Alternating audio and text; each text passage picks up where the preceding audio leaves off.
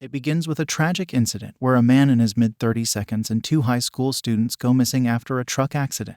As the man hovers between life and death, he witnesses the desperate efforts of surgeons trying to save him before losing consciousness. Upon awakening, he realizes he has been reborn as a baby named Rudius, but will affectionately call him Rudy in a new household with parents named Paul and Zena. Despite his infant form, Rudy retains the memories of his past life. In his new home set in a rural area devoid of modern amenities, Rudy often finds himself crawling around with panties on his face. He cold, leading the maid Lilia to suspect that an evil presence has possessed him. However, his parents, Paul, who practices swordsmanship, and Zenith, who possesses magical abilities, lovingly care for him and heal his injuries whenever he falls without shedding a tear. Enchanted by this world of swords and magic, Rudy's interest sparks when his father starts reading magical books to him daily. As a year goes by, he begins to explore the intricacies of magic, learning various ways to activate spells. With determination and practice, he quickly progresses, being able to cast spells with ease and increased magical capacity. During one of his magical experiments, Rudy unintentionally shoots a powerful water ball at his father's face, surprising Paul and making him realize his son's potential. To further nurture his magical talent, Rudy's parents decide to hire a magic tutor, expecting an elderly and experienced mentor. They are taken aback when they meet Roxy Magurdia, who appears to be a middle school student. Despite initial skepticism, Roxy starts teaching Rudy the 7 stages of magic, explaining the different types of magic such as attacking, healing, and summoning. She demonstrates her skills by attacking a tree, and then healing it, leaving Rudy in awe. Curious about the significance of chanting in magic, Rudy experiments with it and discovers its amplifying effect on spells. Impressed by Rudy's potential, Roxy decides to take him under her wing and provide further training. The family celebrates with a warm welcome for Roxy, and Rudy finds new purpose in his life after a tumultuous past, determined to embrace his second chance. He resolves to become diligent and hardworking in pursuit of his magical journey. The anime takes us back to Rudy's past life, where he's engrossed in watching something on his laptop. Suddenly, a group of men barges in and violently throws him out of his house. As he walks away, he witnesses a truck losing control and heading towards 3 people nearby. Without hesitation, he rushes to save them. Returning to the present, Rudy wakes up from a nap during his magic practice and is relieved to find Roxy there instead of catching his parents in a compromising situation. 6 months have passed, and Rudy has made significant progress in learning intermediate magic under Roxy's guidance. During a lecture, Roxy reveals that she's a demon and warns Rudy about the dangerous super demon race, known for causing havoc in people's lives. She cautions him to beware of green-haired demons, who pose a threat to entire families. As time passes, Rudy continues to work diligently to improve his magical skills and swordsmanship. Memories of his past life haunt him when he sees children playing and recalls how people used to mock him. Roxy takes him to the kingdom of Renoa, where she introduces him to the Renoa Magic University, known for teaching modern magic. Rudy regards Roxy as his master, but she feels guilty, believing he'll soon surpass her in magical abilities.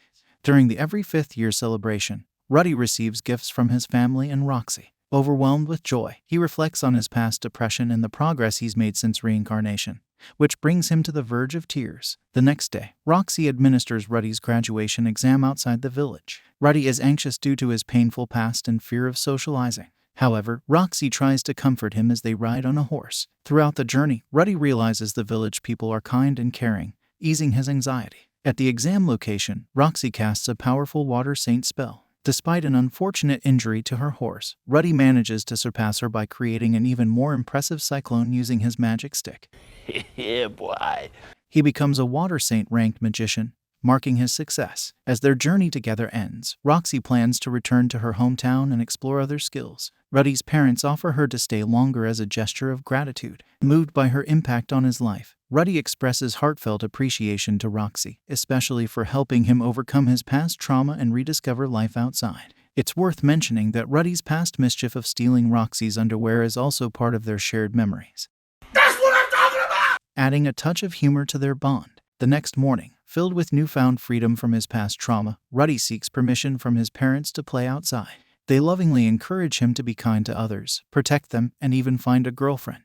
Overjoyed, Rudy explores different places, reveling in the beauty of nature. However, his happiness is interrupted when he witnesses a group of children bullying another child, calling him a demon. One of the bullies even tries to attack the child with a rock. Thinking quickly, Ruddy distracts the bullies by using water balls, deftly dodging their retaliatory attempts. The bullies eventually retreat, and Ruddy rushes to the aid of the bullied child. To his surprise, the child is a handsome boy with green hair. Despite recalling Roxy's warning about the dangerous supered race, Ruddy dismisses any doubts as the boy lacks the telltale red gemstone on his forehead. The boy reveals he is a half-elf, explaining the unique hair color. Filled with empathy, Ruddy comforts the boy, who introduces himself as Sylph, the spirit of wind. Sylph expresses his desire to learn warm water magic, and Ruddy willingly teaches him the chant so he can practice. On his way home, Ruddy encounters his father, Paul, who mistakenly believes Ruddy punched the bully. Without hesitation, Paul begins scolding Ruddy, but the clever young boy manages to explain himself, emphasizing his dedication to justice. Realizing his error, Paul feels remorseful and apologizes. As summer arrives, Ruddy dedicates himself to training Sylph in warm water magic. The determined Sylph attempts to cast the spell without chanting, inspired by Ruddy's proficiency. After many tries, she successfully casts the spell, filling her with joy. Together, they spend carefree days playing in the village. However, when a sudden rainstorm surprises them, they hurry back to Ruddy's house. Ruddy suggests taking a bath, and assuming Sylph is a boy, he undresses her without a second thought. Well done! To everyone's surprise, Sylph reveals her true gender and begins crying. Paul intervenes, questioning Ruddy about the situation, but Ruddy explains that he thought Sylph might be feeling cold. Understanding the misunderstanding, Paul advises Ruddy to apologize, assuring Sylph's forgiveness. In a loud voice, Ruddy wholeheartedly apologizes, leading to an awkward but endearing moment that mends their bond. The following morning, Ruddy takes his father's advice to heart and successfully reconciles with Sylph, forging a deeper and lasting friendship. As Zenith becomes pregnant, joy fills the household, especially for Paul and Ruddy, who eagerly anticipate having a sibling. The happiness multiplies when their maid, Lelia, reveals that she is also expecting a child. Curiosity surrounds Lelia's pregnancy, and everyone observes Paul closely. To their surprise, Paul starts apologizing, sensational, leaving Zenith deeply saddened. Ruddy finds himself caught in a difficult situation, torn between his remorseful father and distraught mother. Furthermore, Lelia contemplates returning to her hometown, but the journey poses risks for a newborn and a mother traveling alone, taking at least a month.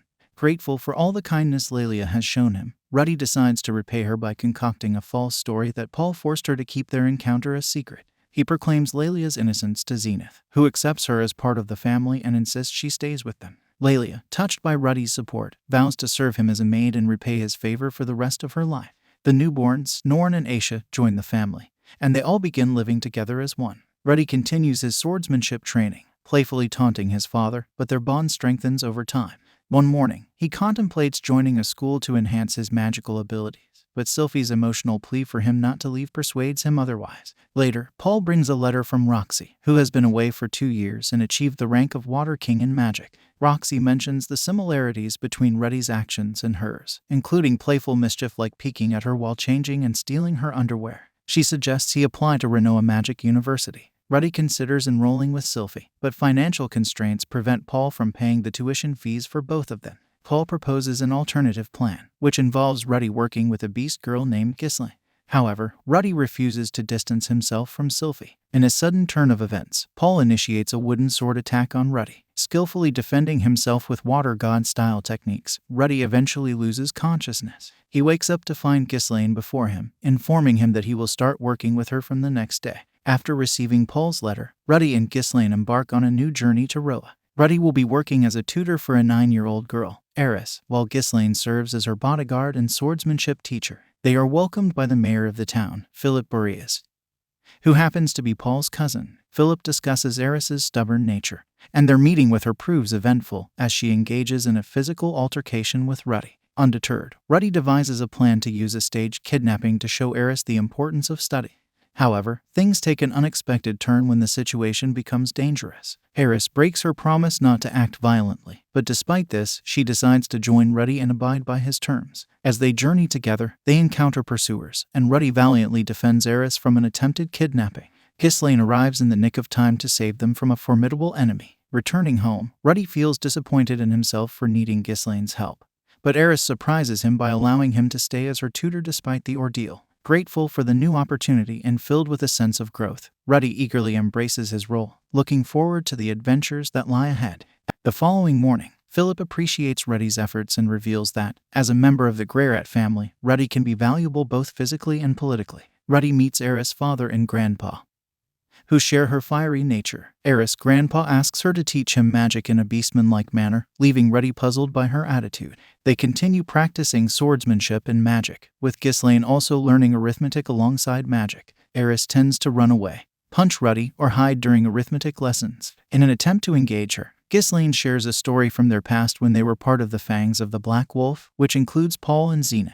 The tale captivates Eris, who starts paying attention to Ruddy's lessons. Despite finding his daily work tiring, Ruddy remains motivated to earn money for his dream of studying at Roa University with Sylph. They visit the market, where Ruddy appreciates the beauty of the city. While there, a shopkeeper tries to sell him an inappropriate item, and Ruddy skillfully handles the situation. He encourages Eris to earn money too, and they continue noting down prices. On their way back, they pass by the armored dragon King Perugia's Sky Castle, and Ruddy learns about its significance as a hero's accomplishment in defeating the Laplace demon. The next morning, Eris confidently solves problems, and Ruddy allows her breaks and weekends off. In an amusing mishap, Eris unknowingly gifts Ruddy a medicine aphrodisiac, leading to humorous attempts to hide and explain the situation. The next day, Ruddy, Eris, and Ghislaine continue their sword practice, with Eris showing remarkable improvement and expressing her desire to become an advanced swordswoman. They also continue their lessons in arithmetic and magic. Ruddy feels perplexed by Eris' mother, Crosby, who consistently ignores him. Ruddy finishes sculpting a statue of his master, Roxy, which he admires, going as far as indulging in some humor by pretending to smell the statue's panties. You naughty. A servant woman approaches him for a favor, seeking his help in teaching Eris to handle her upcoming birthday dance show, where high-ranking aristocrats will be present. The next day, Philip shows Ruddy books from different continents, sparking his interest in learning different languages. He decides to start with the beast god language, finding beasts to be fascinating creatures. Later, he writes a letter to Roxy about his language learning endeavors and his life. Ruddy helps Eris with her dance routine and practices together with her, although not without some difficulty. Ruddy sells the statue he made in the market, earning a coin, and receives a package from Roxy containing a letter and a textbook she authored for him. After reading the letter, Ruddy feels grateful and indebted to her. He continues practicing dance with Eris, preparing for her birthday party. On the day of Eris' birthday, a grand celebration is arranged. During the main event, Eris faces some struggles, but with Ruddy's encouragement and quick thinking, they manage to impress the audience with their improvised swordsmanship moves during the dance. The party ends on a high note, with Ruddy gifting Ghislaine and Eris tokens of their mastery. The following morning, Ruddy wakes up next to Eris, and later he decides to explore a tower, where he inadvertently witnesses his grandpa engaged in an intimate act. Ruddy apologizes and notices a shiny object in the sky, hoping it brings him good fortune in the future. 2 years have passed, and Ruddy notices that the revolving object in the sky has grown larger. He realizes there is a considerable gap in talent between him and Eris in swordsmanship. The Nodos family, one of the 4 heads of the Greyrat family, organizes a surprise birthday celebration for Ruddy, who practices crying to make the surprise look genuine. During the celebration, Ruddy receives a wonderful gift from Eris, a wand made from the best materials, bearing the sign of Aquahesia. He enjoys the festivities but declines Paul's offer to marry Eris and take over the Boreas family, feeling he is too young for such responsibilities. Later that night, Ruddy attempts to get closer to Eris, but she beats him up and advises him to control himself until he becomes an adult in 5 years. Ruddy decides to follow her advice but is reminded of Sylphie. Meanwhile, unusual dark clouds appear, and a surge of magical energy spreads across the world. A man named Arimanefi appears and attempts to kill Ruddy, believing him responsible for the anomalies. However, Ghislaine intervenes, revealing herself as the Sword King and stopping the attacker. Suddenly, a bright light fills the sky, and chaos ensues as everyone runs for safety. Amidst the turmoil, Ruddy, Eris, and Ghislaine must face the mysterious threat that has emerged, and the world holds its breath as the situation unfolds. After finding himself in a mysterious location and meeting the human god, Rudius learns that he is in a dream and receives important advice. He is brought back to his old body due to his mental perception. Hitagami explains the Mana cataclysm incident that transported Rudius there and advises him to have faith in the person he wakes up next to, helping them survive. Upon waking up, Rudius finds himself with a sleeping Spurd named Ruigerd, accompanied by Eris and without Ghislaine. Initially uneasy about Spurds due to mentions by his parents and Roxy, Rudius communicates with Ruigerd using demon tongue. Ruigerd reveals his determination to return Eris and Rudius home safely. Eris warily trusts Ruigerd over time. As they journey through the desert, They encounter a village of blue-haired demons who react strongly to Rudius's necklace, as Roxy hails from this tribe. Meeting Roxy's parents, Rudius learns about the history of Spurds and the events of 400 years ago involving the Demon King, Laplace, and cursed spears. Ruijerd aims to change the perception of Spurds and redeem their reputation. Before departing, Roxy's parents give Rudius a sword and a significant pouch. Rudius is determined to assist Ruijerd in his mission and sets forth with renewed resolve. The next day, Eris enjoys testing her new sword on monsters, and the trio has dinner with monster meat, which Rudius doesn't find enjoyable. They plan to enter a city, but Ruijerd's nickname Dead End prevents him from being allowed inside due to the fear it instills across the demon continent. Rudius decides to change Ruijerd's hair color using blue goo to disguise him. They join an adventurers guild to earn rewards and take on quests together, adopting the name Dead End. While introducing Ruijerd to other adventurers, they face mockery and doubts about his abilities. A horse demon trolls them before they leave. Rudius buys a cloak for Eris, and during their meal, some adventurers invite her to join their party. An accident with Eris's cloak leads to a violent outburst, and Rudius apologizes, healing the injured adventurer. They stay at an inn but realize that they can't afford to continue doing low-ranked missions. In a dream, Hitagami advises Rudius to take a quest to find a lost kitten. Despite the seemingly insignificant reward, the trio locates the kitten, which turns out to be a panther-like creature. They confront a group of adventurers responsible for trapping animals and learn about their deceptive quest practices. A conflict arises, and Ruijerd kills one of the adventurers, confusing Rudius with his violent approach. Rudius insists on exchanging quests with the remaining two adventurers to increase the recognition of their Dead End name. However, they discover that the reward for their F-rank mission is shockingly low. The episode concludes with the two adventurers following Rudius's instructions, and a horse demon taunts them. Roxy discovers that Rudius and his family are not listed among the dead from the Mana cataclysm. She writes a letter for Rudius, explaining that she is taking care of Nor and searching for Zenith, Aisha, and Lilia and Millis. Roxy believes that Rudius will be fine on his own. Rudius, Eris, and Ruijerd take on a quest to explore the petrified forest and uncover the truth about a terrifying monster. They encounter two other teams with the same quest, and the pig demon team aims to claim the reward for themselves. They follow Kurt's team to protect them if needed. A tragic incident occurs when Kurt's team loses a member due to Rudius's hesitancy to intervene. Rudius feels guilty, but Kurt reassures him. Later, they confront the Redwood Cobra monster and, after a fierce battle, emerge victorious. Back in the city, the horse demon Nakapara demands half of their income. Ruijerd reveals his green hair and intimidates Nakapara, causing him to flee. Ruijerd is forced to leave the city to avoid arrest, leaving Rudius and Eris behind. Rudius and Eris apologize to Ruijerd for their mistakes, and Ruijerd shaves his hair to avoid recognition. They decide to face challenges together, symbolized by a headband given by Rudius. Season 1 concludes with their newfound bond and determination.